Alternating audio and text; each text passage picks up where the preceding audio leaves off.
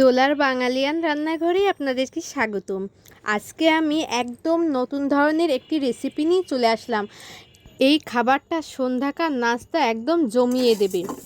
তাহলে দেখুন আমি কিভাবে এই সন্ধ্যাকার নাস্তাটা করে নিয়েছি। প্রথমে আমি চিড়া নিয়ে নিয়েছি, চিড়াটা সুন্দরভাবে ভাজি করে নিচ্ছি। এরপর আমি কড়াইতে নিয়ে নিলাম সামান্য তেল এবং স্বাদ মতন মরিচ, রসুন আর পেঁয়াজ। এইগুলো সুন্দরভাবে ভেজে নিতে হবে।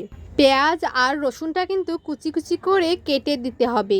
এর সাথে কাঁচা মরিচটাও কেটে নিয়েছি, পরিমাণ মতো লবণ নিয়েছি, পরিমাণ মতন হলুদ নিয়েছি।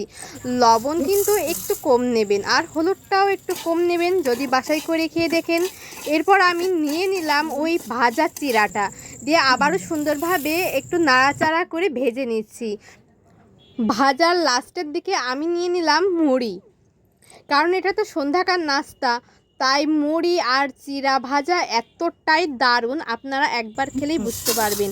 এবং আমি নিয়ে নিয়েছি সামান্য পরিমাণে সরিষার তেল।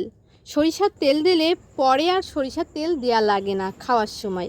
এই তো হয়ে গেছে সন্ধ্যাকার নাস্তা। কেমন হয়েছে অবশ্যই জানাবেন। আর আমি কাঁচামরিচটা দিয়েও সুন্দরভাবে পরিবেশন করে নিয়েছি। আজকের মতন টাটা।